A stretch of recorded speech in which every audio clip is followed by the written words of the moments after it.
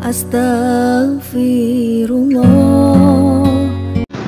Wa ala alihi wa sahbihi wa mawalah wa la hawla wa la quwata illa billahi wa ba'du. Alhamdulillah, segala puja dan puji hanya milik Allah subhanahu wa ta'ala. Salawat dan juga salam kita hadiahkan kepada Rasul kita Nabi besar Muhammad sallallahu alaihi wa ala alihi wasallam.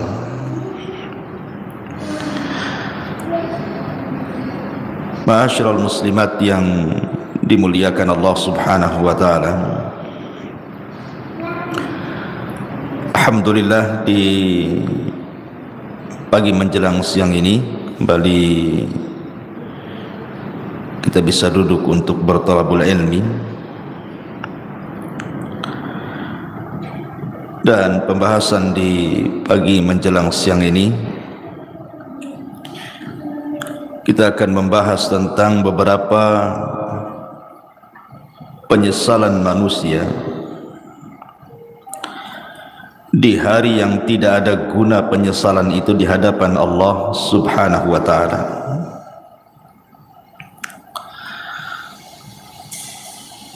Ma'asyiral muslimat yang dimuliakan Allah subhanahu wa ta'ala, apa saja keinginan-keinginan manusia yang merupakan penyesalan dirinya dan tidak ada gunanya. Penyesalan itu tidak ada gunanya lagi.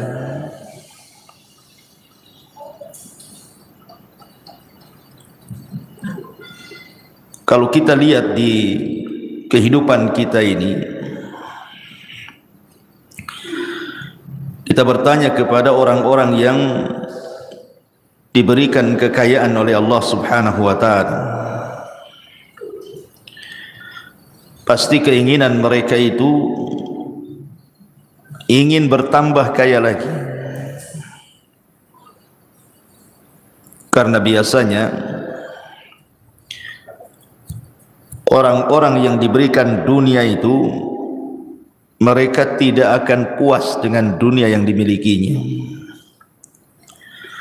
Makanya Anas bin Malik radhiyallahu an mengatakan, menukilkan sabda Nabi sallallahu alaihi wasallam, "Lau anna libni Adam wadiyan min dhahab." Kalau seandainya anak Adam ini memiliki satu lembah semua emas, ahabba ayyakuna lahu wadiyan, pasti dia berkeinginan untuk menambah 2 lembah emas lagi. Walan yamla'a fahu illa turab wa yatubullahu ala man tab.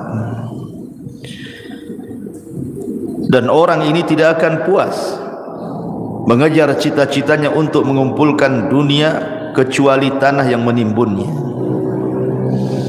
Kalau sudah ditimbun tanah, baru tahu, barulah dia menyesal. Ma'asyiral muslimat yang dimuliakan Allah azza wa jalla, setiap manusia itu pasti akan melewati padanya sakaratul maut. Tidak ada satupun manusia pasti akan melewati yang disebut dengan sakaratul maut. Karena Allah subhanahu wa ta'ala yang mengatakan, wajaat sakratul maut bil haq dzalika ma kunta minhu tahid. Dan akan datang sakaratul maut, dan itu sebuah kebenaran. Itulah yang membuat manusia lari padanya. Apabila malaikat maut sudah dekat dengan kita, dan malaikat-malaikat pembantu malaikat maut ikut serta di dalamnya yang disebut dengan rusulul maut, rasul-rasul kematian. Ketika malaikat maut mulai mencabut nyawa kita, maka dimulai dari ujung jari jemari setiap manusia Kemudian ruh itu berjalan sedikit demi sedikit sampai di tenggorokan. Ketika nyawa di tenggorokan inilah, maknanya manusia sudah tidak akan selamat lagi. Hatta idza balagatit tarak wa qila man rah. Sampai ketika ruh itu sampai di tenggorokan manusia, tidak ada yang bisa meruqyah dia mengembalikan ruh ke dalam jasadnya. Disitulah dia terbayang keinginan-keinginan, penyesalan-penyesalan yang tidak ada guna penyesalan itu. Apa saja penyesalan-penyesalan yang akan dirasakan saat detik orang sakaratul maut itu? Walaupun dia menjerit kepada Allah Subhanahu wa taala untuk dikembalikan ke dunia, melaksanakan penyesalan yang sudah ia tinggalkan, baik perkara yang harus dilaksanakan atau perkara yang harus ditinggalkan, percuma saja penyesalan kala itu. Inilah kita akan bahas beberapa penyesalan-penyesalan ketika orang berada fi firashil maut, tempat tidur kematian. Apa saja penyesalan-penyesalan itu? Ma'asyiral muslimat yang dimuliakan Allah Azza wa Jalla, kita harus bedakan keinginan orang-orang yang beriman saat detik-detik kematiannya dengan cita-cita orang-orang yang mereka jauh daripada keimanan. Maka penyesalan mereka tidak ada gunanya. Contoh saja umniyatus salihin, kehendak dan cita-cita orang-orang saleh. Apabila ruhnya sudah dicabut, kemudian badannya berada di atas keranda kematian, kemudian dibawa ke kuburan, maka orang-orang soleh akan mengatakan saat jasadnya dibawa ke kuburan, qaddimuni qaddimuni, segerakan aku, segerakan aku, segerakan aku, segerakan aku. Maksudnya jangan dilambatkan jalannya supaya cepat dikubur, karena dia tahu di hadapan dia ada nikmat yang luar biasa. Tetapi kalau dia orang fasik, orang jahat, maka dia akan berteriak kepada orang-orang yang membawa jasad dia ke kuburannya dan mengatakan, ya wailaha aina yadhhabuna biha. Celaka, celaka, hendak kau bawa kemana jasadku ini? Dia pun berteriak-teriak, tidak ada yang mendengar selain makhluk-makhluk di luar manusia dan jin. Ma'asyiral muslimat yang dimuliakan Allah Subhanahu wa taala, apabila seorang yang beriman betul-betul sudah dimasukkan ke dalam kuburan, kalau dia meninggal karena mati syahid, maka dia akan meminta kepada Allah Subhanahu wa taala untuk dikembalikan ke dunia. Untuk apa? Untuk berperang kembali dan mati syahid kedua kalinya, dan itu kemuliaan baginya. Makanya Jabir bin Abdullah radhiyallahu an pernah menceritakan saat kematian ayahnya Abdullah ibn Haram. Jadi saat kematian Abdullah ibn Haram, Jabir bin Abdullah ini dia merasa sedih. Bagaimana tidak ayah tercintanya satu-satunya harus mati syahid di Uhud. Kemudian sambil memeluk ayahnya yang sudah tidak bernyawa itu,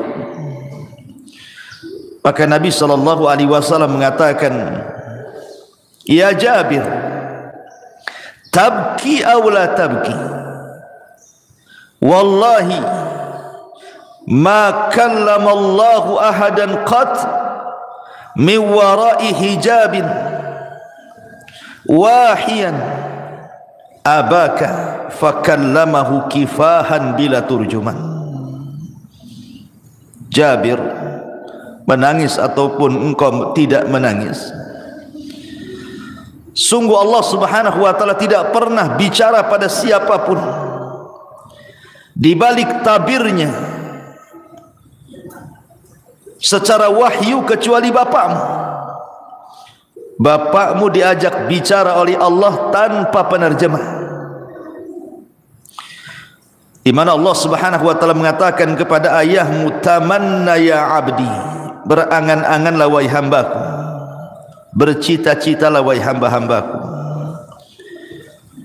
Ya abdi tamanna alayya u'tik, wahai hambaku, mintalah sesuatu kepadaku, aku akan beri. Maka ayahnya Jabir, Abdullah ibn Haram, mengatakan, ya Rabb, ya Rabb, tuhyini fa'aqtulu fika thaniyatan, hidupkan aku kembali ya Rabb, supaya aku bisa berperang untukmu kedua kali, dan aku bisa mati syahid kedua kalinya. Tapi Allah Subhanahu wa taala mengatakan, innahu qad sabaqa minni annahum ilaiha la yarji'un. Tidak mungkin wahai Abdullah, orang yang sudah mati itu hidup lagi. Kemudian Abdullah ibn Haram mengatakan, kalau begitu sampaikan kepada orang-orang yang masih hidup akan posisiku di hadapan. Maka Allah Subhanahu wa taala turunkan ayat, wala tahsabannal ladzina qutilu fi sabilillahi amwatan bal ahya inda rabbihim yurzaqun. Jangan kau sangka orang-orang yang mereka mati di jalan Allah, terbunuh dalam jihad, mereka mati. Tidak, mereka hidup. Mereka diberikan rizki di hadapan Allah Subhanahu wa ta'ala. Inilah cita-cita orang-orang yang beriman. Walaupun cita-cita ini mustahil dilakukan, mustahil terkabulkan, tapi cita-cita mereka mulia, ingin hidup kembali, ingin berperang karena Allah, dan ingin mati syahid kedua kalinya. Begitulah umniyatus salihin, angan-angan orang-orang yang saleh. Makanya dalam surah Yasin ada satu kisah yang disebut dengan Habibun Najjar. Dalam surah Yasin itu ada kisah yang disebut dengan kisah Habibu An-Najjar. Bagaimana kisahnya Habibun Najjar itu? Jadi suatu hari di sebuah perkampungan di zaman setelah Isa bin Maryam, sebelum diutusnya Nabi SAW, di kampung itu atau daerah itu sangat penuh dengan kezaliman, penuh dengan kesyirikan. Diutuslah oleh Allah Subhanahu wa taala dua nabi untuk mendakwahi kampung tadi. Ada yang mengatakan bahwa dua orang ini bukan nabi tetapi murid-muridnya Isa bin Maryam untuk mendakwahi daerah tersebut, tapi didustakan oleh kaumnya. Akhirnya Allah Subhanahu wa taala mengutus satu lagi untuk menguatkan yang dua orang yang sedang berdakwah itu, tapi didustakan lagi. Sampai akhirnya tiga utusan ini hampir dibunuh. Datanglah seorang laki-laki yang bernama Habibun Najjar, yang sudah beriman sebelumnya kepada tiga utusan ini, memperingatkan orang-orang yang menentang tiga utusan itu. Kemudian malah dia jadi sasaran pembunuhan. Niatnya membela para utusan, akhirnya dibunuh oleh orang kampung itu. Ketika dia mati, maka ruhnya diperlihatkan sorga dan kenikmatan-kenikmatan di dalamnya, sampai Allah katakan qila dkhulil jannah, masuklah kau Habibun Najjar ke dalam sorga. Qala, maka Habibun Najjar mengatakan, ya laita qaumi ya'lamun bima ghafara li rabbi wa ja'alani minal mukramin. Duhai kiranya kaumku tahu, duhai kiranya kaumku tahu dengan apa yang Allah berikan dari ampunannya kepadaku, dan dia telah menjadikan aku orang-orang mulia, tentu mereka tidak akan mendustakan para utusan itu, katanya. Itulah umniyatus salihin, cita-cita, keinginan-keinginan orang-orang soleh apabila sudah meninggal. Akan tetapi di sana ada yang disebut dengan umniyatut talihin, keinginan, cita-cita, penyesalan dari orang-orang yang tidak memiliki keimanan, orang fasik, orang jahat. Tetapi keinginan mereka hanyalah sebuah penyesalan, tidak ada guna. Apa saja itu? Pertama, mereka akan menyesal karena mereka meninggalkan sholat. Orang-orang yang sedang sakaratul maut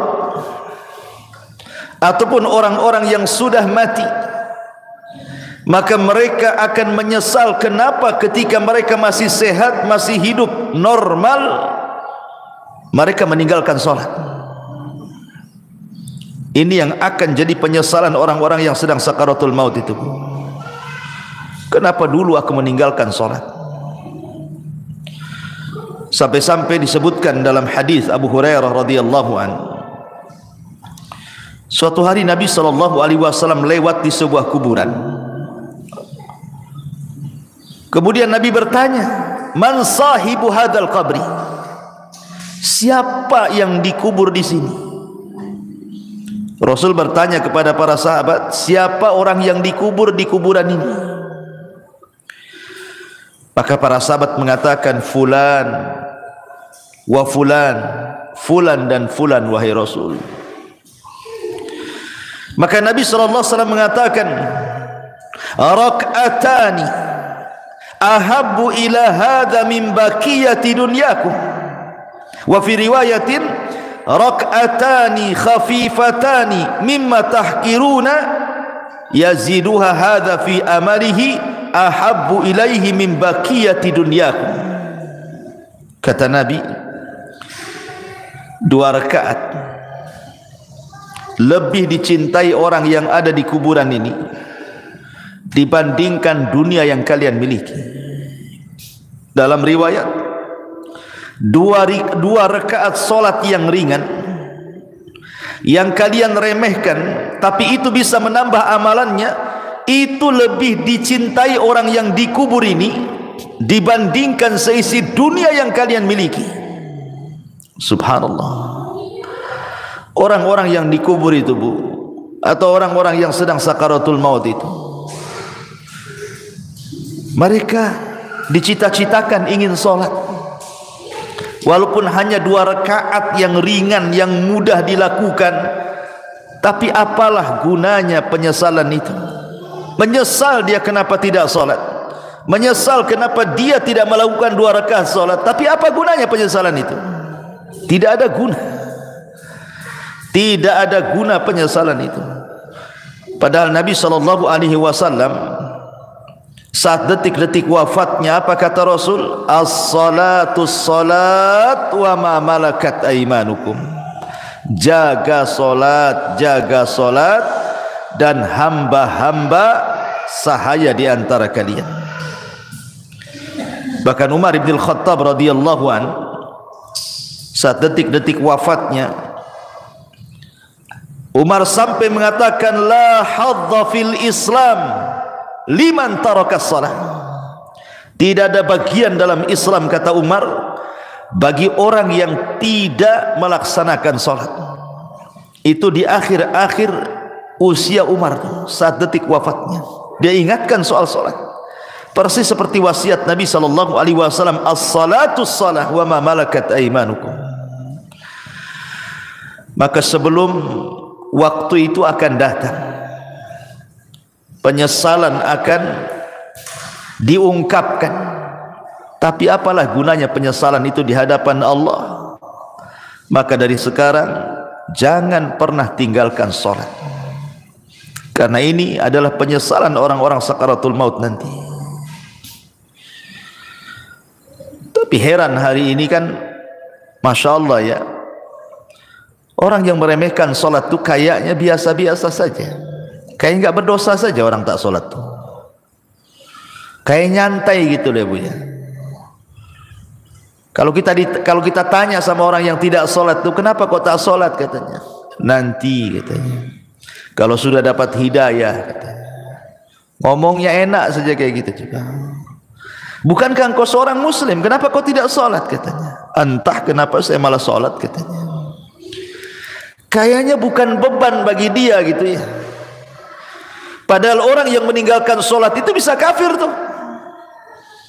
Kata Nabi sallallahu alaihi wasallam, al-ahdu bainana wa bainakumus salat faman tarakaha faqad kafar. Perbedaan kita loh dengan orang kafir itu salat.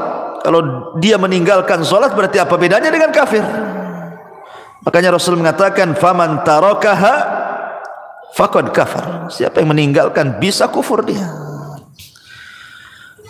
Maka Bu, nasihati kalau ada keluarga yang tidak salat, ajarkan salat, suruh mereka salat. Jangan sampai datang waktu di mana dia ingin salat tapi keinginannya hanya menjadi penyesalan bagi dia karena tidak ada guna. Nyawa sudah di tenggorokan, itu sudah nggak ada guna lagi taubat. Innallaha yaqbalu taubata 'abdin ma lam yugharghir. Sungguhnya Allah subhanahu wa ta'ala itu hanya menerima taubatnya seorang hamba sebelum nyawa di kerongkongan. Ini yang pertama. Penyesalan yang kedua, as-sadaqah, sedekah. Allah subhanahu wa ta'ala mengatakan dalam surah Al-Munafikun ayat 100, ayat 10 sampai 11, wa anfiqu mimma razaqnakum min qabli an ya'tiya ahadakumul maut fayaqula rabbi laula akhartani ila ajalin qarib fa asaddaqa wa akum minas salihin walan yuakhirallahu nafsan idza jaa ajaluha wallahu khabirum bima ta'malun. Allah subhanahu wa ta'ala sudah mengingatkan jauh-jauh hari sebelum datang detik-detik kematian itu. Infak, perbanyak sedekah dari rizki yang kami rizkikan kepada kalian sebelum datang satu hari kematian akan menjemput kalian. Dan kalian mengatakan, Rabbi ya Rabb, laula akhartani ila ajalin qarib. Kalaulah engkau hidupkan aku sesaat, kalaulah engkau sembuhkan aku sesaat, apa yang terjadi? Fa asaddaqa wa akum minas salihin. Aku janji aku akan sedekah dan aku akan menjadi orang baik. Tetapi Allah mengatakan walan yuakhirallahu nafsan idza jaa ajaluha. Tidak mungkin Allah mengakhirkan hidupnya kalau sudah datang ajalnya. Tidak mungkin Allah mengakhirkan hidupnya, mengembalikan nyawa yang sudah ditenggorokan dikembalikan kepada badannya kalau sudah ditetapkan hari itu dia harus mati. La yastakhiruna sa'ata wa la yastaqdimun. Kalau kematian itu datang tidak mungkin akhirkan, tidak mungkin dimajukan pas waktunya. Disitulah penyesalan datang. Ketika nyawa ditenggorokan, mulailah dia terpikir, teringat dengan harta yang selama ini dikumpul-kumpulkannya. Harta itu bukan harta kita, Bu. Harta itu harta Allah. Harta itu datang bukan karena kecerdasan kita. Harta itu datang bukan karena jerih payah kerja keras kita, bukan pula karena jabatan-jabatan kita. Tidak, semua harta itu datang dari Allah. Makanya Qarun ketika mengatakan innama utituhu min ilmin indi, harta itu datang karena kecerdasanku. Allah katakan fa khasafna bihi wa bidarihil arda, kami tenggelamkan si Qarun dan seluruh kekayaannya. Ya, karena kekayaan itu bukan milik Qarun, kekayaan itu milik Allah. Semua kekayaan itu milik Allah, tidak ada secuil pun milik kita. Allah hanya minta sedikit dari harta kita itu. Allah tidak minta banyak seperti zakat. Allah hanya minta 2,5% dari 85 gram emas itu. Tidak banyak. Apalagi itu harta bukan harta kita, harta Allah. Tetapi karena manusia zuyyina linnasi minasyahwat, dihiasi syahwat-syahwat dunia inilah, akhirnya dia bakhil. Dia baru tahu setelah nyawa di tenggorokan, baru dia sadar, kenapa dulu aku tidak sedekah? Laula akhartani ila ajalin qarib fa asaddaqa wa akum minas salin. Kenapa aku tidak sedekah ketika aku sehat? Maka bagi anda yang Allah subhanahu wa ta'ala limpahkan rizki yang luas, dengan mudah anda mencari rizki itu tanpa ada kesulitan. Itu nikmat yang besar yang Allah subhanahu wa ta'ala anugerahkan kepada anda. Banyak-banyaklah sedekah.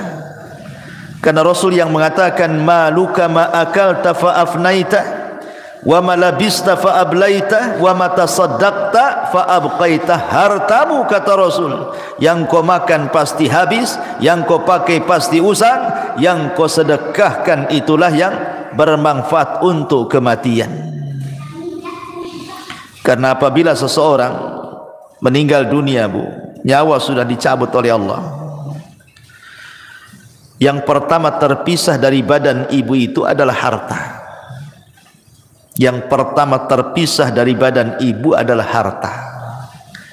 Pertama orang mati ini dicabut nyawanya, yang pertama berpisah hartanya. Tidak ada hubung kait dia dengan harta lagi. Bahkan sekaya apapun orang yang meninggal itu, tetap saja sama keluarganya dibelikan kain kafan yang harganya murah, Bu. Bukan karena dia orang kaya kafannya mahal, tidak. Kafannya pun tetap itu juga yang sangat murah, tidak berharga tuh. Karena pertama kali dia meninggal, yang terpisah dari hidup dia itulah hartanya dulu. Baru kemudian dibawa di atas keranda, diiringi dengan keluarganya, kemudian dimasukkan ke liang lahat, kemudian dikubur di situ sama keluarganya, kemudian keluarganya pulang, barulah dia terpisah dengan keluarganya. Tapi yang pertama terpisah dari badannya adalah hartanya. Di saat itulah dia menyesal dan mengatakan laula akhartani ila ajalin qarib fa asaddaqa wa akum minas salihin. Ya Rabb, kalaulah engkau akhirkan kehidupanku sesaat, tidak apa-apa, aku akan sedekahkan tuh harta-hartaku tuh, dan aku akan termasuk orang yang baik. Tetapi apakah umniyatut talihin ini, cita-cita orang-orang yang seperti ini bermanfaat bagi dia? Tidak ada guna. Harta sebanyak apapun kalau anda sudah meninggal, harta itu tidak bisa diambil lagi oleh anda, kan? Karena sudah menjadi rebutan ahli warisnya. Kenapa ketika kita masih hidup kita tidak sedekah? Ketika sudah mati baru kita teringat sedekah. Itu namanya penyesalan yang tidak guna, Bu. Penyesalan yang tidak ada guna bagi dia. Percuma penyesalannya. Ini yang kedua, sedekah. Yang ketiga, al-amalus salih. Beramal saleh. Allah subhanahu wa ta'ala berfirman dalam surah Al-Mu'minun ayat 99 sampai 100. Allah mengatakan hatta idza jaa ahadahumul mautu qala rabbirji'uni la'alli a'malu salihan fima tarak kalla innaha kalimatun huwa qailuha wa min waraihim barzakhun ila yaumi yub'atsun hatta idza jaa adahumul maut, apabila kematian datang kepada salah seorang di antara mereka, qala, dia pun mengatakan, rabbirji'uni, ya Allah, kembalikan aku ke dunia walaupun sesaat, la'alli a'malu salihan, agar aku bisa beramal saleh, fima tarak, terhadap apa yang kutinggalkan selama aku masih hidup. Jadi orang-orang ini, Bu, apabila nyawa di tenggorokan, apabila nyawa sudah di tenggorokan, sudah tidak mungkin diselamatkan, tidak mungkin lagi hidup lagi orang ini, maka dia akan menjerit-jerit dan mengatakan, rabbirji'uni, rabbirji'uni, ya Allah, kembalikan aku ya Allah. Untuk apa? La'alli a'malu salihan, agar aku bisa beramal saleh, agar aku bisa beramal saleh. Fima tarak, dulu aku tinggalkan itu. Tapi Allah bantah dengan mengatakan, kalla innaha kalimatun huwa qailuha, ya Abdullah, mustahil, itu angan-anganmu saja, mustahil kau dikembalikan, itu angan-anganmu saja. Wa min waraihim barzakhun ila yaumi yub'atsun, karena antara dirimu dan dunia itu ada dinding pemisah yang disebut dengan barzah. Mustahil kau kembali ke dunia. Maka sebelum datang penyesalan yang tidak ada guna itu, Bu, perbanyak amal soleh, perbanyak amal soleh. Amal soleh kan banyak, baik yang bermanfaat untuk diri sendiri ataupun amal soleh yang bermanfaat untuk orang lain. Sekecil apapun amal itu pasti akan dibalas oleh Allah. Wa man ya'mal mithqala dzarratin khairan yarah wa man ya'mal mithqala dzarratin syarran yarah. Tapi apalah gunanya umniyatu talihin ini? Kalau sudah detik-detik wafat tiba-tiba mikir amal saleh, enggak ada guna, enggak ada gunanya. Yang ada dia akan dipertanggungjawabkan di hadapan Allah Subhanahu wa taala. Ini yang ketiga. Yang keempat, orang-orang yang akan menyesal saat detik-detik sakaratul maut adalah ketika di dunia dia tidak pernah membaca Al-Quran. Di dunia dia tidak pernah membaca Al-Quran. Sampai ada, Bu, di masyarakat itu yang usianya sudah 40 tahun, 50 tahun, 60 tahun, bahkan 70 tahun pun tidak pernah tangannya memegang mushaf Al-Quran, tidak pernah lisannya menggerakkan untuk membaca Quran. Subhanallah, di masyarakat itu ada, dia muslim KTP-nya, tapi sama Quran itu tidak pernah baca. Apalagi ketika Allah memberikan fitnah kepada kita berupa handphone ini, dia bisa loh mengikuti berita politik, berseri. Hari ini apa beritanya, besok apa beritanya, lusa apa beritanya, terus diikuti itu. Orang berkasus disidangkan di pengadilan, kita tidak ada hubungan kerabat dengan dia, Bu, diikuti kasusnya. Cemana sidang hari ini, cemana sidang besok, cemana sidang lusa, padahal nggak ada manfaatnya untuk kita tuh. Ibu bukan saudara dia, dia pun bukan saudara ibu. Sibuklah ibu cerita tentang persidangan dia, disibukkan hari-hari. Belum lagi yang nonton kuliner tuh, diikutilah itu. Apa nih hari ini dia masak apa nih, besok masak apa, lusa masak apa gitu. Atau artis tertentu yang suka mamer-mamerkan kekayaan itu, Bu, diikuti ikutilah blognya itu, jadi subscribe-nya lagi, langganan dia. Wah, ini baru ngupload nih si artis ini. Apalah gunanya ibu dengan artis itu? Nggak ada guna kan? Manfaatnya apa? Dia yang kaya, ibu yang dalam ludah yang nengok di handphone itu kan, nggak ada guna tuh. Ngapain ngikut-ngikut kayak gitu itu? Coba kalau nggak ditonton artis itu, bangkrut juga dia. Jangan ditonton, nggak akan dia dapat duit juga. Karena itu sama kan, kalau kita nonton kan habis pulsa kita, itu sama kita ngasih uang sama orang kaya itu. Ibu sudah miskin, artis ini kaya, nonton program dia, uang kita habis di pulsa, dia pula dapat duit. Akalnya di mana coba? Hilang akalnya orang tuh. Hari-hari kok bisa dia ngikutin tuh ya? Padahal yang ditontonkan kepada kita itu tidak ada guna dunia akhirat tuh. Tidak menambah kekayaan kita, ya tidak menambah pahala kita. Yang ditonton dia sedang pamer-pamer rumah, pamer-pamer kendaraan, pamer-pamer jalan-jalan, pamer-pamer anaknya, pamer-pamer istrinya, suaminya. Na'udzubillah, thumma na'udzubillah.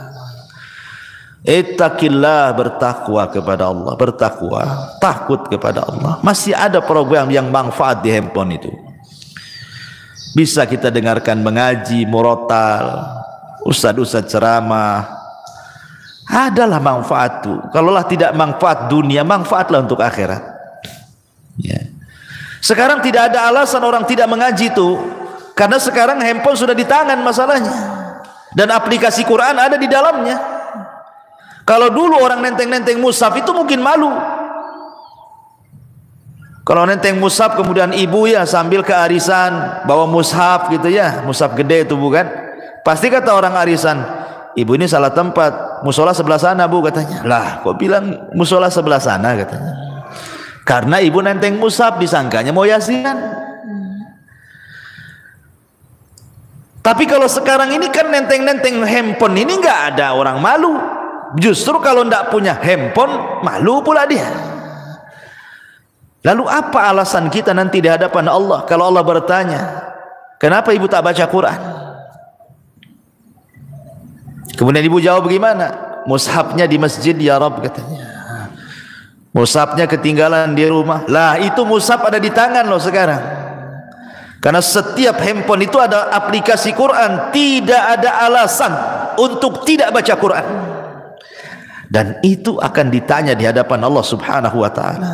Wa qala ar-rasul ya rabbi inna qaumi ittakhidhu hadzal qur'ana mahjura.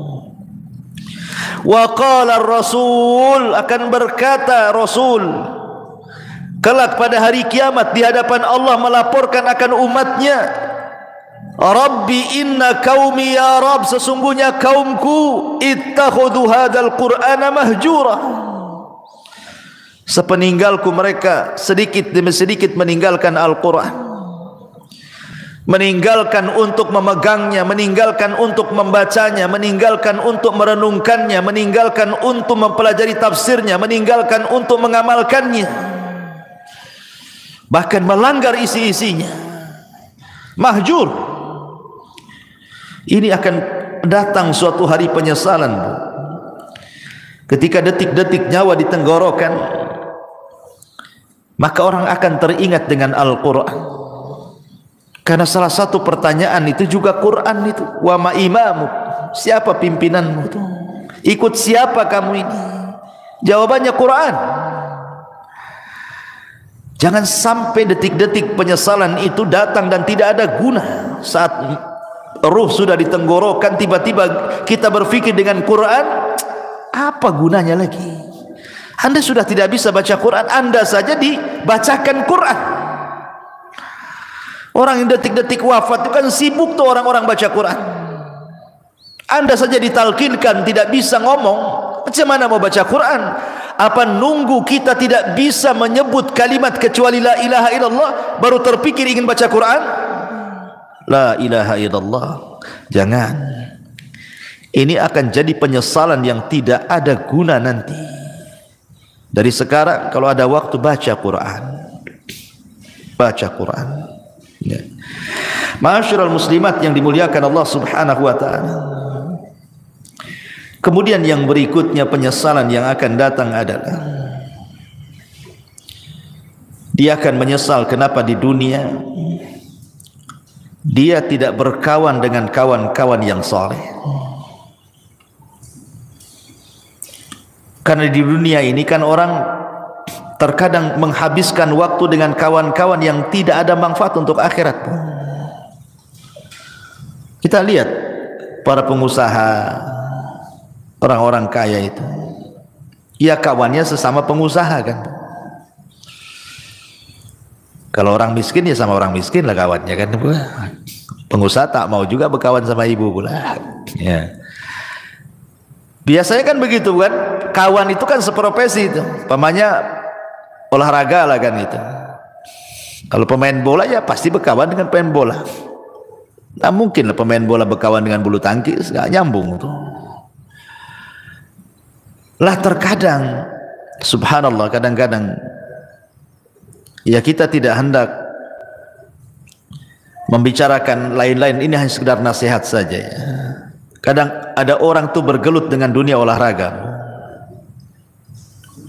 anggaplah dia mungkin timnas gitu ya, hari-hari main bola saja tuh, pagi latihan bola, siang latihan bola, sore latihan bola, kawannya dengan orang-orang bola itu saja tuh.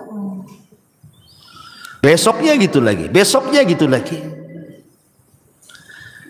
Terkadang di antara mereka ada yang meninggalkan sholat, bahkan tidak sholat, bahkan mungkin kawannya orang kafir yang jelas-jelas kafir kan gitu.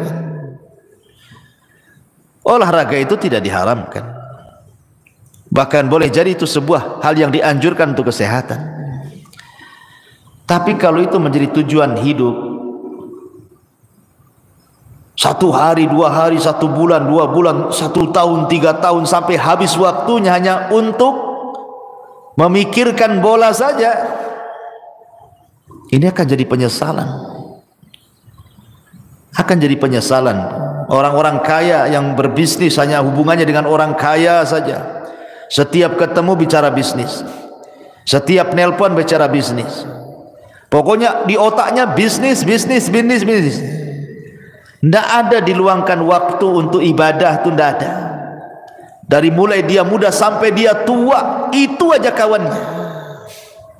Tidak mau dia berkawan dengan orang soleh, dengan ustaz, dengan kiai, dengan ajengan, dengan teman-teman yang rajin ke masjid. Tidak ada.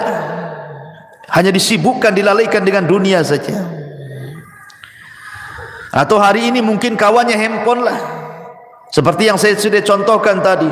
Disibukkan dengan nengok blog artis, terus itu aja ditonton, sibuk komen-komen sana sini. Ini akan jadi penyesalan Bu pada hari kiamat. Bahkan dia akan meminta kepada Allah Subhanahu wa taala,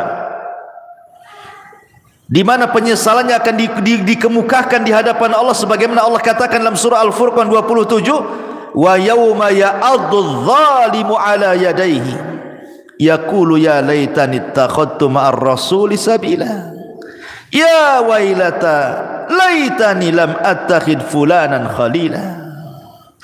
Pada hari di mana orang zalim menggigit jarinya dan mengatakan, duhai celaka, kenapa ketika aku masih sehat di dunia aku tidak mengambil Rasul sebagai kawan? Duhai celaka, celaka aku, kenapa aku tidak menjadikan si fulan itu kawanku? Makanya Hasan Al-Basri mengatakan, istaghfiru min sahibikumus salih fa innahu yanfa'ukum yaumal qiyamah. Cari teman-teman yang soleh, cari teman-teman yang baik, karena itu akan bermanfaat pada hari kiamat bagi pelakunya. Nanti akan menyesal kita Bu. Kita hari-hari sama si fulan, si alan,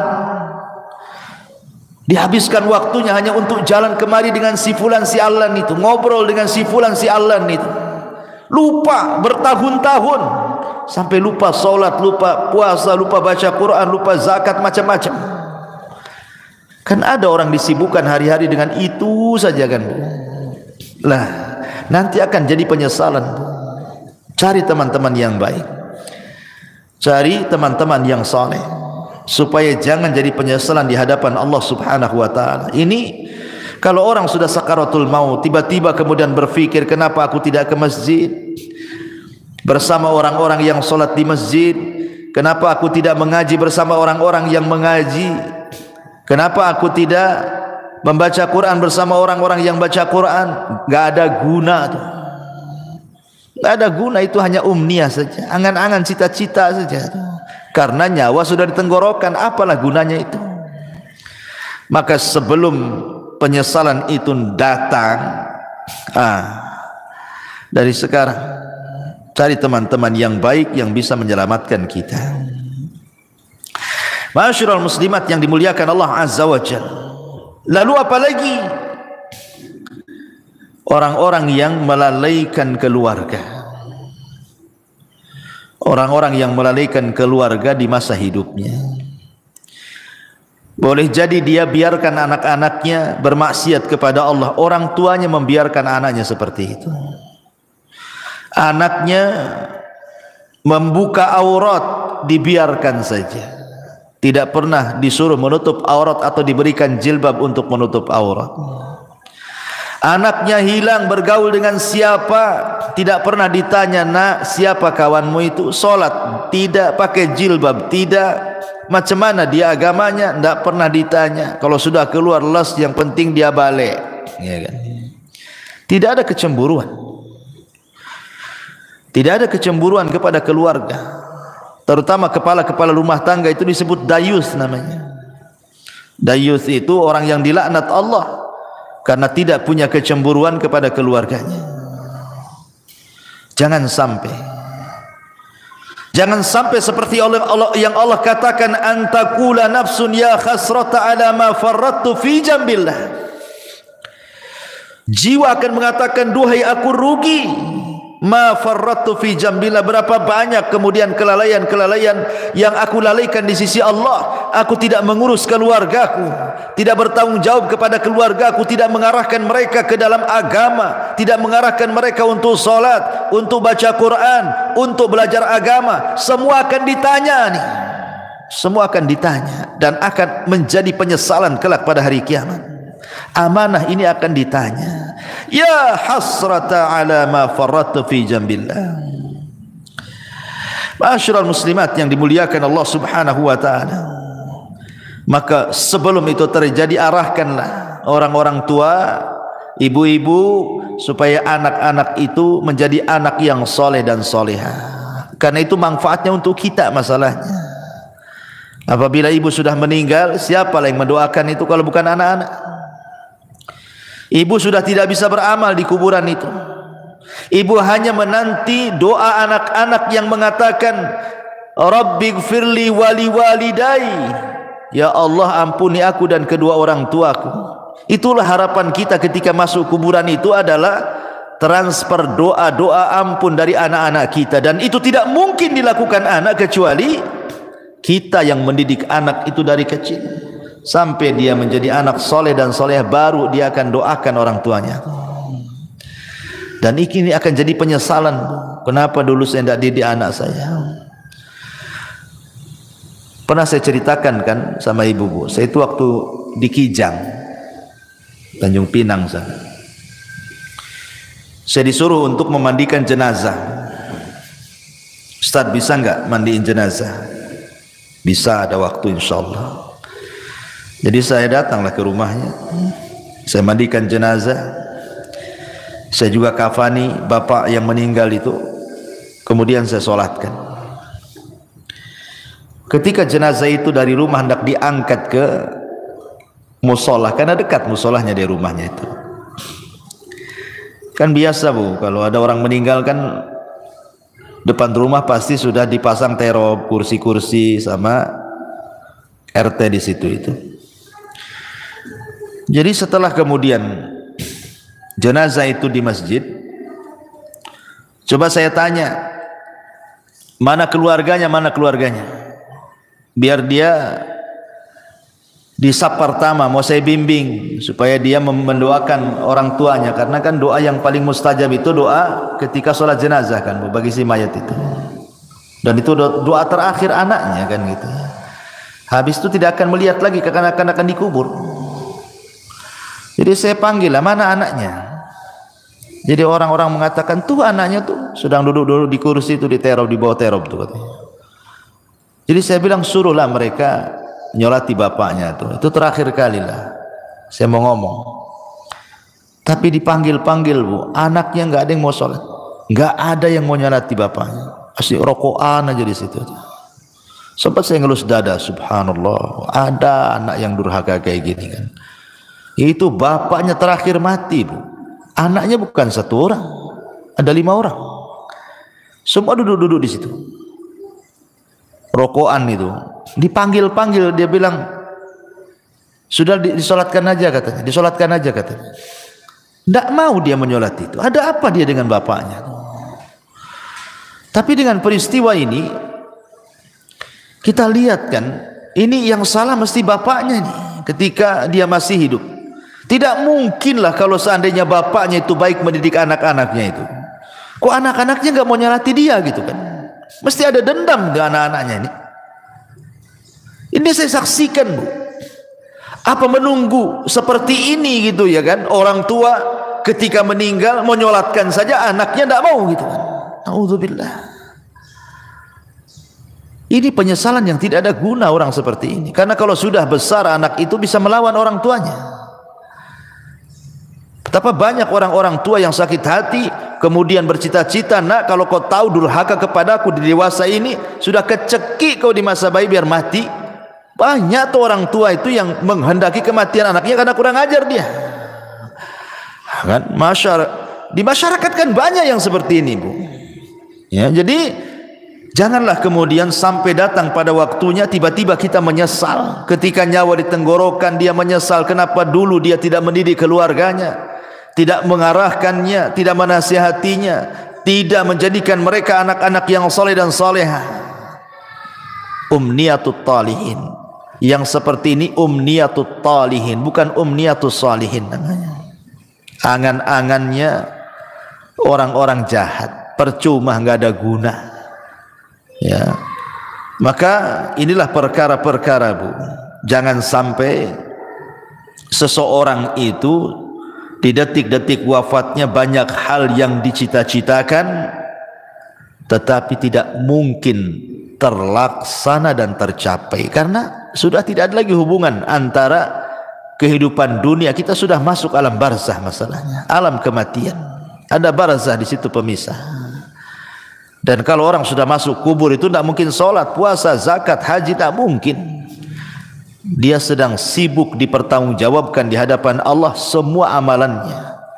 Sedang ditanya man rabbuka wa man nabiyuka wa madinuk. Sehingga disitulah banyak orang yang menyesal.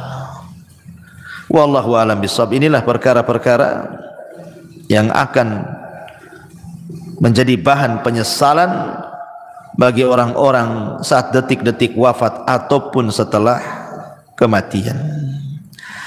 Wallahu a'lam. Mudah-mudahan yang sedikit ini ada manfaatnya bu. Nah, silakan kalau ada yang mau bertanya, tafadhal. Pertanyaan Ustaz. Iya. Apa tanggung jawab anak kalau ada orang tua kita yang tidak bisa membaca Quran, sementara mereka yang menyuruh anaknya belajar membaca Al-Quran supaya tidak seperti mereka? Apa yang harus dilakukan anak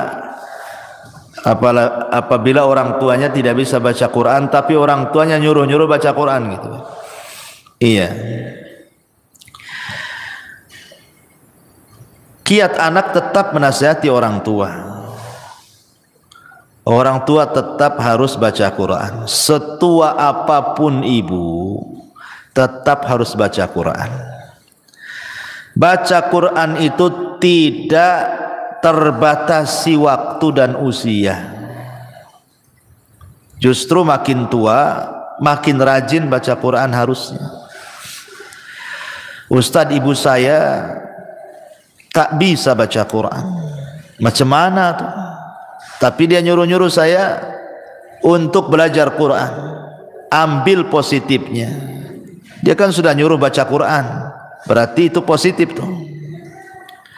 Jangan ambil negatifnya. Ah, ngapain ibu aja nggak baca Quran, saya ya ikut-ikut lah kan gitu. Ambil positifnya. Kemudian yang kedua, nasihati ibunya. Nasihati ibunya. Jangan pernah malu untuk membaca Quran. Ustaz, saya tidak bisa baca Quran, datangkan orang yang mengajarkan Quran. Lebih baik ibu keluar uang untuk membayar orang baca Quran atau datang ke tempat-tempat belajar Quran yang gratis, kan ada tuh. Sampai di Batu Haji itu kan umat-umat di sana, masya Allah luar biasa. Mereka membuat kelas-kelas Quran.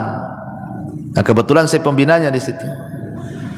Jadi mengambil anak-anak jalanan, orang ibu-ibu yang jual-jual koran di lampu merah.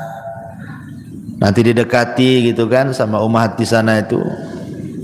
Berapa penghasilannya sehari? Oh sekian. Ya udah saya kasih uang sekian, tapi kau belajar Quran. Banyak yang belajar Quran di Batu Haji itu. Coba kalau ibu-ibu di sini kayak di sana kan mantap tuh bukan? Tapi ibu-ibu di sini centang perenang masalahnya. Ngaji saja malas gitu. Gitu ya. Jadi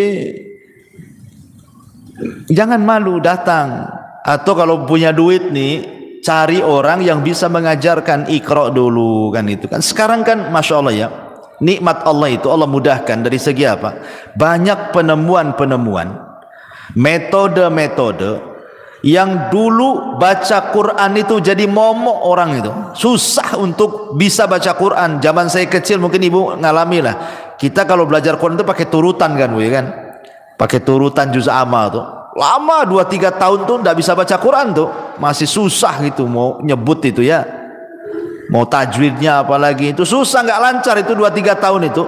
Tapi sekarang lo ada metode ditemukan 24 jam dia bisa mampu untuk mengenal huruf-huruf hijaiyah.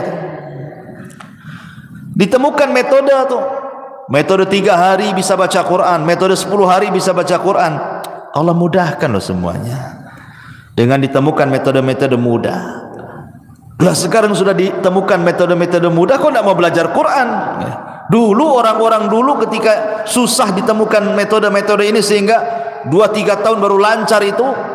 Oh, sampai dipecut-pecut sama orang tuanya. Saya masih ingat dulu itu waktu di kampung belajar Quran itu ngantri di depan Pak Ustadz tuh yang ngajar Quran tuh, kalau ngantuk itu diambil korek api, Bu, kemudian dibakar alisnya tuh. Saya masih ingat itu ya, itu zaman dulu tuh. Nanti nih kalau salah beberapa kali, Bu, direndam di kolam. Di masjid itu di Jawa Barat tuh kan ada kolam tuh. Ini kalau ndak bisa-bisa, Bu, direndam di kolam tuh, menunjukkan malas anak itu. Tuh orang dulu tuh pendidikannya Quran tuh kayak gitu kan. Sekarang alhamdulillah tidak ada kekerasan lagi. Dan sekarang juga ditemukan metode-metode mudah gitu. Lah kalau sudah ditemukan metode-metode mudah, kok tidak mau belajar Quran, itu aneh. Ustaz, orang tua saya sudah tua kali, tidak mungkin lah belajar Quran. Sakit-sakitan. Ya sudahlah, kalau memang mustahil dia didengarkan Quran sajalah. Dengarkan murotal. Kalau tidak mau belajar Quran, dengarkan Quran. Nah itulah terakhir, apalagi ya. Wallahu a'lam.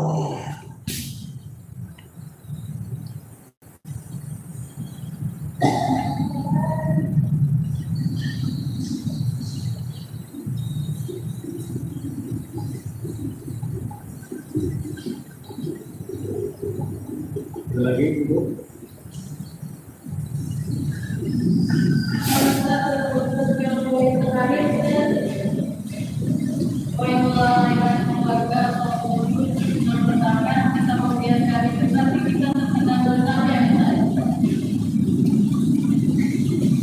Mana? Gak dengar pertanyaannya. Apa, Akhedi? Yang melalaikan keluarga ya?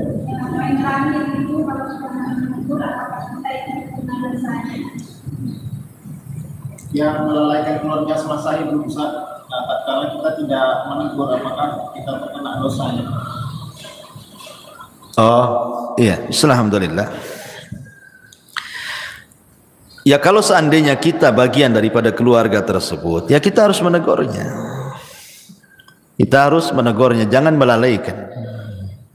Kalau kita bagian daripada keluarga tersebut, itu dalam rangka tanasuh wa tawassaw bil haqqi wa tawassaw bis sabri namanya. Saling tanasuh dengan kebenaran. Tegur. Pamannya ibu nih, ya. Suaminya cuek-cuek saja gitu kan, ibu pula yang berinisiatif ngomong, tolonglah bang, abang ini kepala keluarga, ya arahkanlah anak itu. Saya sudah coba juga ngarahkan anak, tak bisa-bisa gitu kan. Kerja saling mengingatkan, kan memang harus begitu, tanasuh saling mengingatkan.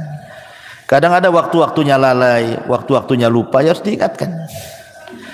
Atau umpamanya ibu mengingatkan keluarga saudara, mamanya ibu punya adik, sudah berkeluarga lah gitu, hidupnya jauh dari agama, ya ibu nasihatilah, dek janganlah kayak gitu, ya sholat, ya sekolahkanlah anakmu itu di sekolah-sekolah Islam gitu kan. Itu bagian tanah, walaupun itu bukan tanggung jawab ibu itu. Karena kalau sudah adik atau kakak itu kan sudah berkeluarga, kan sudah beda kamar kan gitu Pak ya. Ya, tetapi kan dalam rangka tanasuh ya enggak apa-apa, kita sampaikan saja kepada keluarga. Itu dalam rangka dakwah kepada keluarga, ku anfusakum wa ahlikum nara. Jaga diri kalian dan keluarga kalian dari api neraka. Ya enggak apa-apa, terus diingatkan saja. Wallahu a'lam. Taib, saya kira cukup. Dah 11:30. Subhanakal bihamdika, asyhadu an la ilaha illa anta, astaghfiruka wa atubu ilaik. Allah ta'ala. Assalamualaikum warahmatullahi wabarakatuh.